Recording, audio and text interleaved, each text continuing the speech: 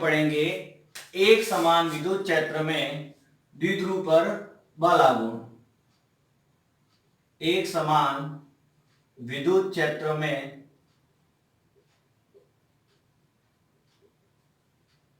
द्विध्रुव पर बल आघूर्ण।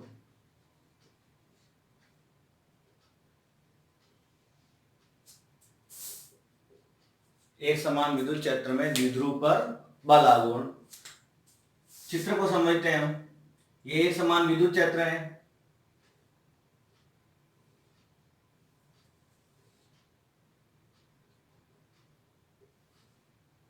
ये ए बी एक विद्युत द्विध्रुव है।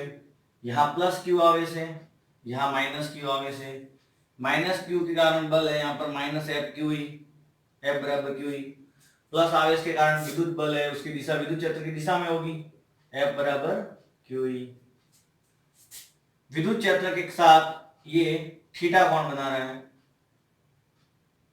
और ये इसकी लंबवत दूरी है, दोनों की बलों के बीच की क्रिया रेखा BC।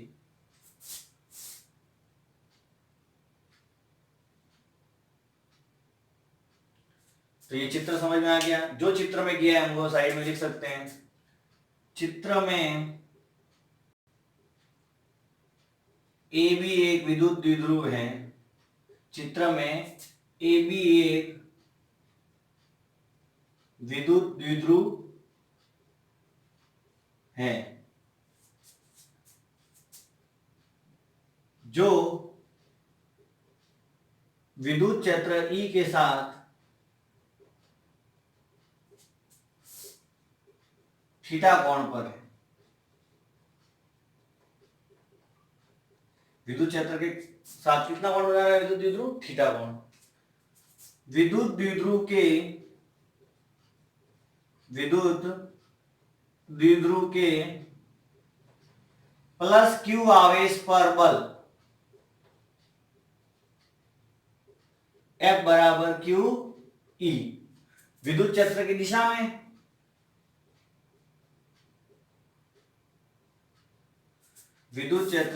में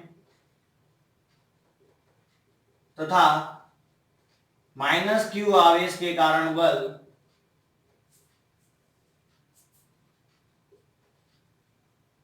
F बराबर माइनस क्यू ई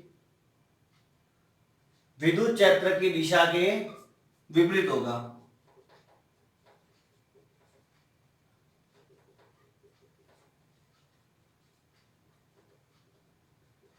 क्लियर है? F बराबर क्यू ई विद्युत क्षेत्र की दिशा में, F बराबर माइनस क्यू ई विद्युत क्षेत्र की दिशा के विपरीत। अतः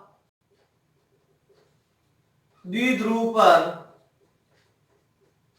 परिणामी बल F बराबर Q E plus minus Q E. F बराबर क्या आया? 0। अब देखिए जैसे ही परिणामी बल 0 आया, इसका मतलब क्या है कि दोनों बलों का परिणामी बल क्या है? 0 है। इसलिए विद्युत द्विध्रुव स्थानांतरित गति नहीं करेगा। यहां विद्युत द्विध्रुव पर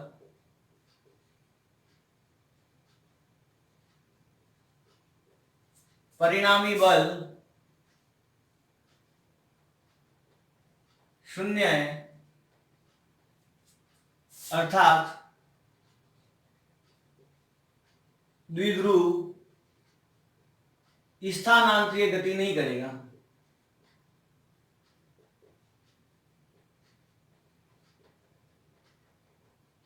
स्थानांतरित गति नहीं करेगा तो क्या होगा? अब क्या होगा कि ये जो दोनों बलों की क्रिया रेखा है वो एक नहीं है। देखो एक बल यहां लग रहा है, एक बल यहां लग रहा है। परिणामी बल तो 0 है, परंतु इन बलों की क्रिया रेखा क्या है? एक नहीं है। अतः ये क्या करेंगे?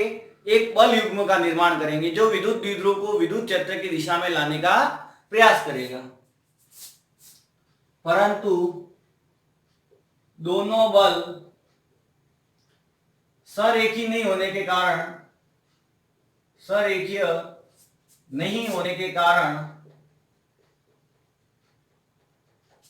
एक बल युग्म का निर्माण करते हैं, एक बल युग्म का या बल आघूर्ण का निर्माण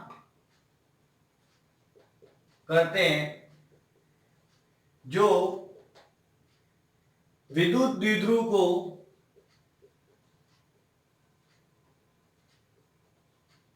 विद्युत क्षेत्र की दिशा में लाने का प्रयास करता है, जो विद्युत द्विध्रुव को विद्युत क्षेत्र की दिशा में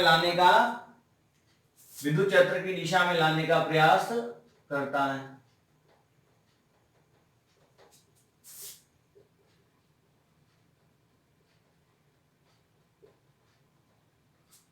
तो ये बल आघूर्ण देखिए, ये है अपना विद्युत द्विध्रुव आघूर्ण, ये है एक समान विद्युत क्षेत्र E और ये है अपना टॉ बराबर P सदिश क्रॉस E सदिश। तो एक बल युग्म का निर्माण कर दिया जिसका मान क्या होता है, बल आघूर्ण सदिश राशि है, तो P सदिश क्रॉस E सदिश बल आघूर्ण बराबर किसी एक आवेश पर बल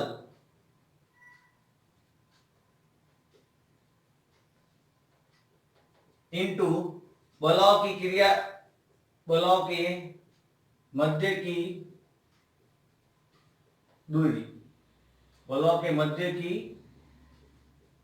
लंबवत दूरी। तो देखो बल आघूर्ण टॉ बराबर किसी एक आवेश पर बल क्या हो जाएगा, QE, क्लियर है, और ये क्या हो जाएगा, लंबवत दूरी BC। चित्र में त्रिभुज A, B और C, ये भुजा C है, त्रिभुज ABC में sine theta is equal to, देखो साइन थीटा लंब बटा कर्ण होता है, थीटा के सामने वाली भुजा लंब, ये बड़ी भुजा कर्ण, तो साइन थीटा बराबर लंब बटा कर्ण, तो BC बटा 2A, तो BC का मान आ गया 2A साइन थीटा। अतः टॉ बराबर क्या हो गया, QE, और BC की जगह क्या लिख लेंगे अपन, 2A साइन थीटा। क्लियर है यहां तक। अब देखिए आगे सॉल्व करते हैं। बराबर क्या आया, QE 2A sine theta. 2A Q को क्या लिख सकते हैं, चूंकि E सदिश बराबर 2A क्यू, तो टॉ बराबर PE साइन थीटा, या टॉ बराबर P सदिश क्रॉस E सदिश। बल आघूर्ण का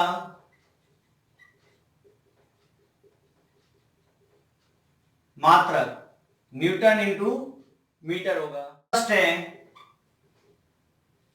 बल आघूर्ण की दिशा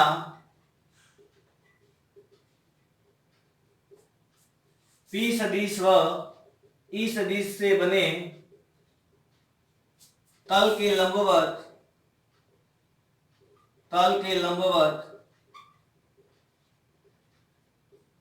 दक्षिणावर्ती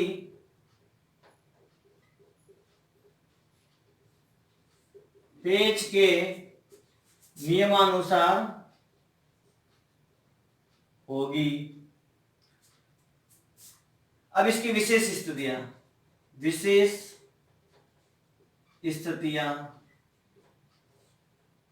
पहला है थीटा बराबर 0 डिग्री, तब sine theta is equal to हो जाएगा 0, क्योंकि साइन 0 का मान 0 हो जाएगा।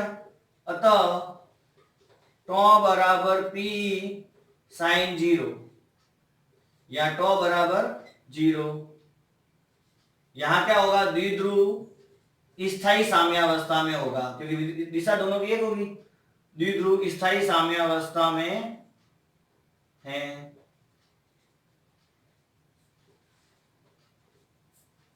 अब दूसरी स्थिति क्या हो जाएगी, थीटा बराबर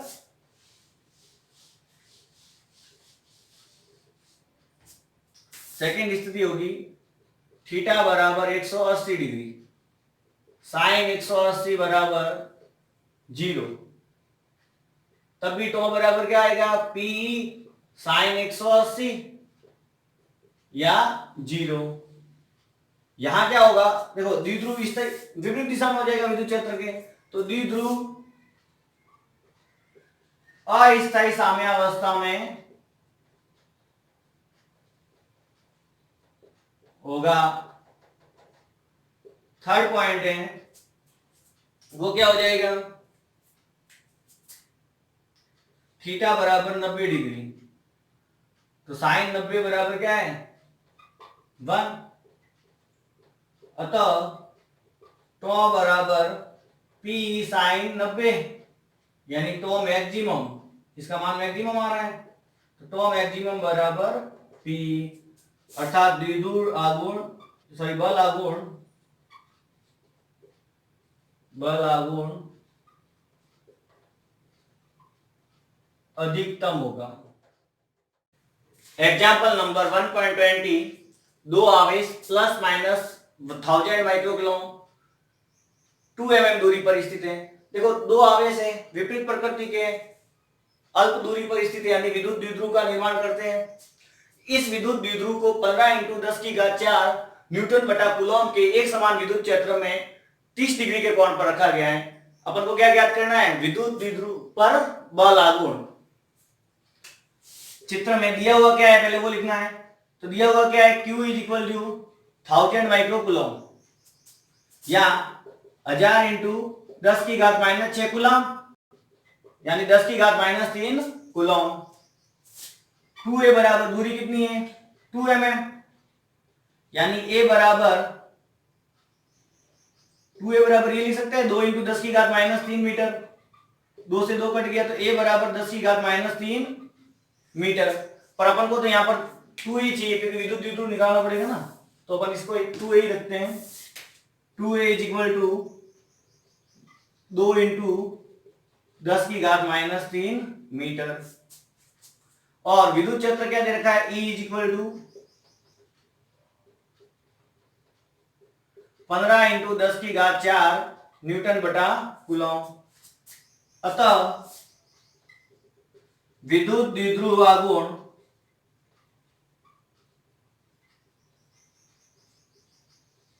क्या आएगा 2a3, 2a3, तो 2a का मान कितना है 2 × 10⁻³ और q का मान कितना है 10⁻³ यानी 2 × 10⁻⁶ क्या आएगा आवेश, कूलॉम × मीटर मात्रक होगा।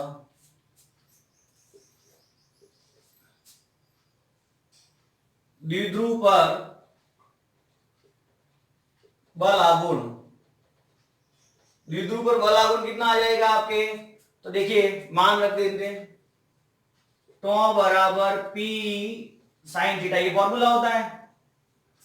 अपन को एक और चीज दे रखी है, थीटा बराबर 30 डिग्री, वो भी लिख देते हैं। अब देखिए टॉ बराबर P का मान क्या है 2 × 10⁻⁶, E का मान क्या है 15 × 10⁴ और साइन 30 डिग्री, 15 दूनी 30, तो 30 × 10⁻² क्या है -2 और 1/2, यानी 15 × 10⁻²। क्लियर है,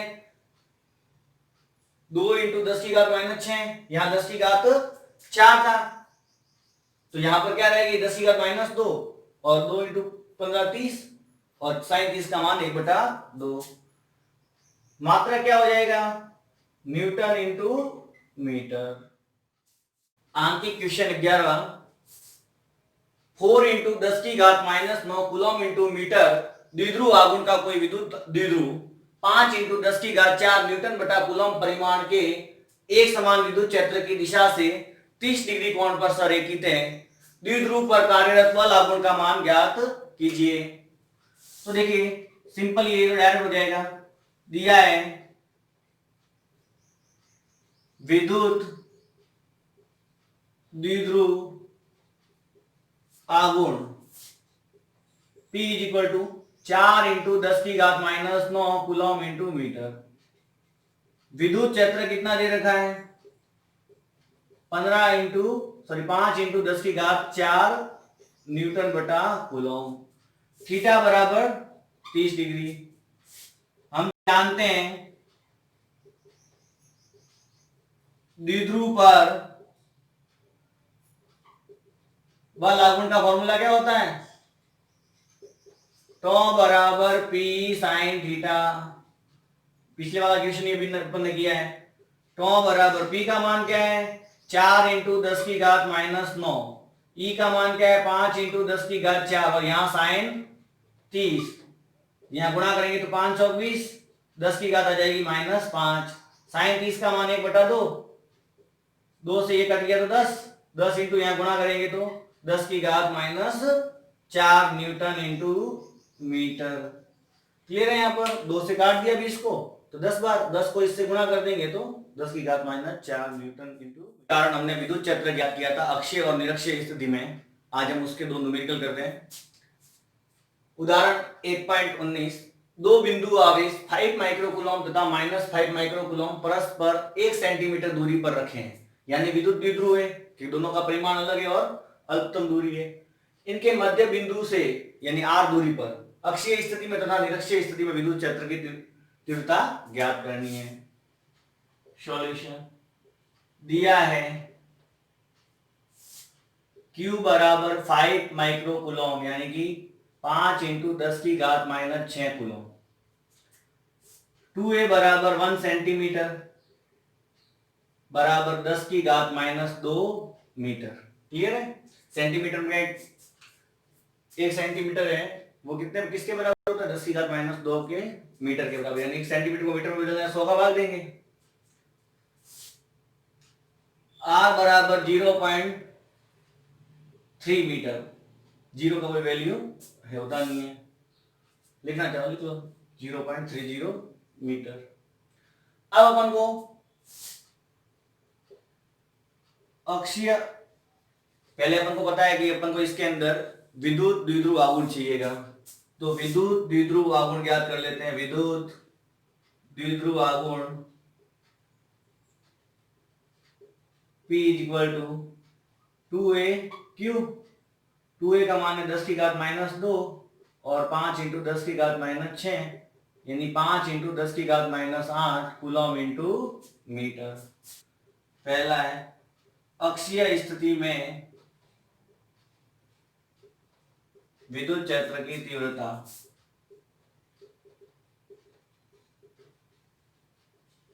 अक्षीय स्थिति में विद्युत क्षेत्र की तीव्रता E अक्षीय = फॉर्मूला है 1/4πε0 और क्या आ जाएगा 2p/r³।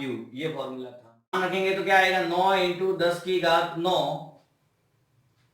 2 इंटू p का मान क्या है 5 इंटू 10 की घात -8 अपॉन 0.30 का क्यूब। 9 दूनी 18, 18 90 इंटू 10, 9 10 की घात 9 है, यहाँ पर 10 की घात -8 है तो घट जाएगी, 9 में से 8 गई तो 10 की घात 1 ही रहेगी। इसका स्क्वायर करेंगे तो 0.027 आएगा, सॉरी क्यूब है तो 0.027 आएगा कि 3 इंटू 3 इंटू 3 27 होते हैं और एक जीरो नहीं गिरे तो 3 संख्या छोड़ के पॉइंट। यहां से मैं ये जीरो हटाऊंगा तो यहां 10 की घात 3 लगेगी, यानी ई अक्षीय = क्या आया 90 इंटू 10 की घात 4 बट्टा 27। काटेंगे तो यहां 10 यहां 3, 3 का भाग 10 में देंगे तो 3.33 इंटू 10 की घात 4 न्यूटन बटा कूलम। सेकंड है निरक्षीय स्थिति में ई निरक्ष = होता है 1/4πε। वैसे इसका डायरेक्ट अपन आधा लिख सकते हैं। निरक्ष स्थिति में क्या होता है अक्ष का आधा, तो p/r³। मान रखेंगे 9 इंटू 10 की घात 9, p का मान क्या है 5 इंटू 10 की घात -8 अपॉन r वही 0.30 का क्यूब। तो 9 इंटू 5 45 इंटू 10 अपॉन 0.027 पॉइंट हट गया तो 10 की घात 3 लग गया। 45 इंटू 10 की घात 4 बटा 27। 9 का भाग दिया 5 बार, यहाँ 3 बार, 3 का भाग 5 में देंगे तो 1.67 इंटू 10 की घात 4 न्यूटन बटा कूलॉम। ये किसका मान आ गया? ई निरक्ष का। क्वेश्चन है, किसी निकाय में दो आवेश, अंकित का 10वां क्वेश्चन है, किसी निकाय में दो आवेश QA is equal to 2.5 into 10 की घात -7 कूलम, QB बराबर -2.5 इंटू 10 की घात -7 कूलम, क्रमशः दो बिंदुओं A तथा B पर स्थित हैं। निकाय का विद्युत द्विध्रुव आघूर्ण ज्ञात करना है। तो देखिए चित्र में ये A बिंदु है और ये B बिंदु है। यहाँ के जो कोऑर्डिनेट है वो क्या है? +15 सेंटीमीटर, ये मूल बिंदु है, और यहाँ पे है 0 0 और -15 सेंटीमीटर। यानी कि अपन को पता चल गया कि एक दूरी है वो क्या है? 15 सेंटीमीटर है, और ये भी कितनी है? 15 सेंटीमीटर। तो टोटल दूरी कितनी हो गई? 30 सेंटीमीटर। अब यहां पर जो आवेश है वो क्या है? 2.5 इंटू 10 की घात -7 कूलम। यहां पर जो आवेश है वो QA है और यहां पर है वो QB। तो सॉल्व करते हैं। दिया है QA इज इक्वल टू, यानी कि QA का परिमाण बराबर QB का परिमाण बराबर Q is equal to 2.5 into 10 की घात -7 कूलम। 2A बराबर कितनी है? 30 सेंटीमीटर। चित्र से तो 2A बराबर 30 इंटू 10 की घात -2 मीटर, या 2A बराबर 3 इंटू 10 की घात -1। यहां पर शायद सीधा लिख सकते हैं 0.3 मीटर। अतः विद्युत द्विध्रुव आघूर्ण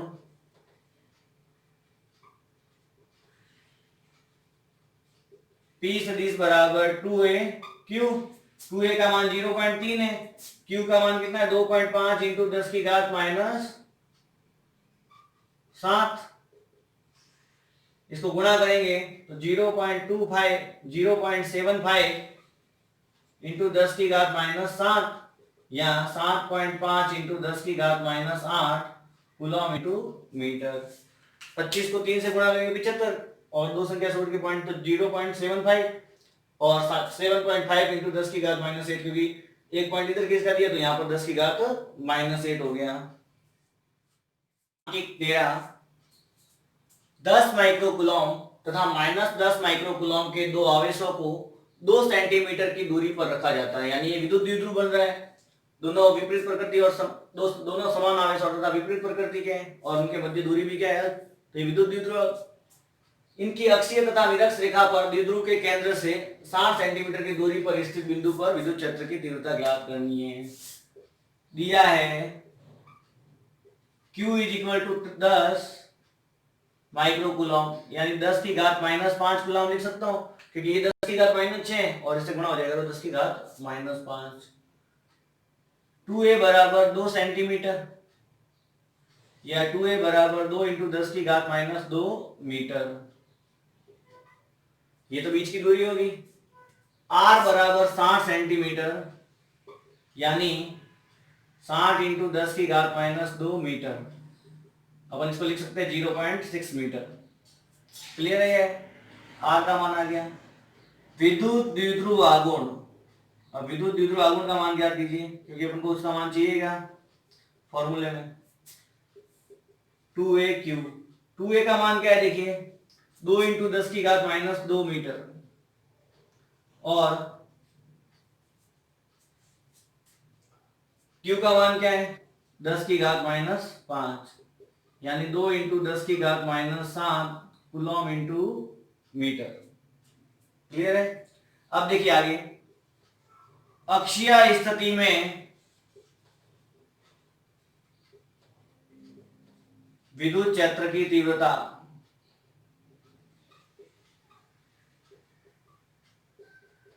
ई अक्षीय इज इक्वल टू, फॉर्मूला क्या होता है 1/4πε0 2p बटा r3। मान रख देंगे सारे। देखो 1/4πε0 का मान है 9 × 10 की घात 9, 2 × p का मान क्या है 2 × 10 की घात -7 बटा r³ यानी 0.6 का क्यूब।